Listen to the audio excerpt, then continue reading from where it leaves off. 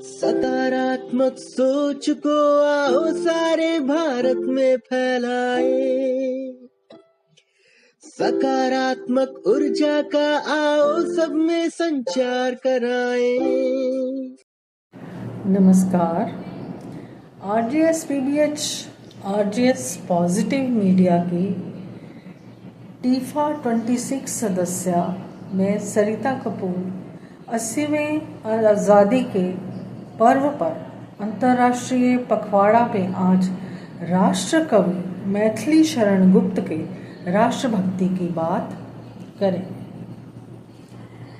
मैथिली शरण गुप्त की जयंती 3 अगस्त के अवसर आरजीएस की ओर से शत शत नमन। गुप्त जी ने कलम से आज़ादी लड़ी। वैसे तो वीरों ने कई तरह से देश को आज़ाद कराया, लेकिन गुप्त जी ने कलम से आज़ादी की लड़ाई लड़ी।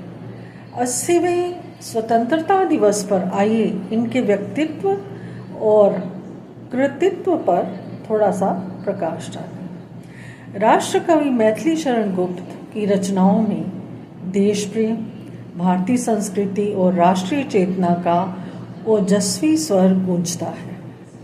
उनकी प्रमुख देशभक्ति रचनाओं और गीतों में भारत भारती 1912, जय जय भारत माता, भारत का झंडा, मेरा देश और मातृभूमि शामिल है, जो उन्होंने अपने देश के बारे में पुस्तकें लिखी।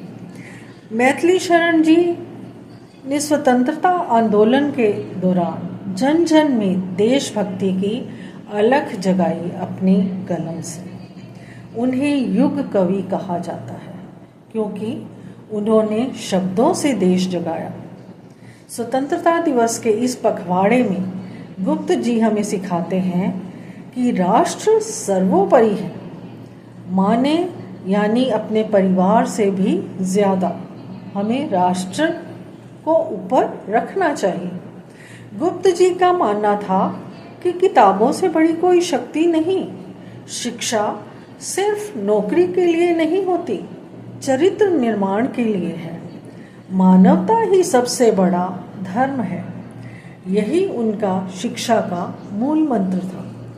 ज्ञान के बिना स्वातंत्र्य अधूरा है। गुलाम वही है जो अज्ञानी है। उन्होंने राम, भारत, साकेत और यशोधरा के माध्यम से हमें अपना इतिहास पढ़ाया। संस्कार ही वह जड़ है जिससे राष्ट्र रूपी वृक्ष हरा रहता है। गुप्त जी ने नारी सम्मान, परिवार की मर्यादा और मातृभूमि की सेवा को सबसे ऊंचा रखा। उनका साहित्य हमें बताता है कि पढ़ा लिखा व्यक्ति वही है जो देश के काम आए। स्वतंत्रता सेनानियों ने खून दिया, गुप्त जी ने कलम से चेतना दी। आज 80वें स्वतंत्रता दिवस पर हमारा संकल्प हो कि घर घर में एक किताब। हर माता पिता अपने बच्चे को रामायण और गीता की एक एक कथा सुनाए। स्कूल में केवल मार्क्स लाना ही अच्छी बात नहीं, हमें मनुष्य बनना सिखाना पड़ेगा कि किस प्रकार से मनुष्य बने। खाली मार्क्स पे आधारित शिक्षा ना हो, मोबाइल का ज्ञान हो पर माता पिता का सम्मान भी हो। गुप्त जी कहते हैं देश तभी महान बनेगा जब नागरिक चरित्रवान बनेंगे। आइए जेन ज़ी युवा हम शपथ ले, पढ़ेंगे भी और संस्कार भी बचाएंगे। शिक्षा, ज्ञान और संस्कार तीनों चीज़ों से विकसित भारत 2047 का निर्माण करेंगे। शिक्षा, ज्ञान और संस्कार। संकल्प हम लेते हैं कलम के सिपाही को नमन करते हुए उनकी जयंती पर देश को साक्षर और संस्कारित बनाने का प्रण लेते हैं। तो आइए आज सब आरजेसियंस ये प्रण लें कि शिक्षा के साथ साथ हम आने वाली पीढ़ी को संस्कार भी देंगे। मैथिली शरण गुप्त जी की राष्ट्रभक्ति पर आधारित 2 प्रसिद्ध पंक्तियां हैं।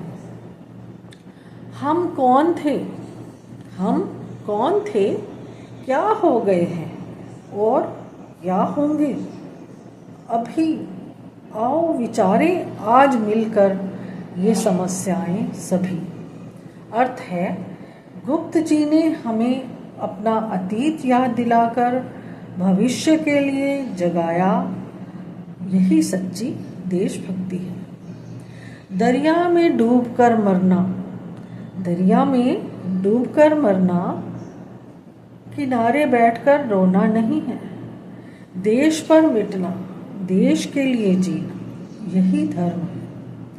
अर्थ है, शिक्षा का उद्देश्य सिर्फ कमाना नहीं, देश के लिए जीना और मिटना भी है। तो यही मैथिली शरण गुप्त जी की शिक्षा है और हमने संकल्प लिया है कि हम अपने युवा पीढ़ी को शिक्षा के साथ साथ संस्कार भी देंगे। और शिक्षा केवल नौकरी के लिए ही नहीं, अपितु शिक्षा का सर्वप्रथम यही धर्म होना चाहिए कि हमारा देश सबसे ऊपर, देश को सर्वोपरि माने। धन्यवाद।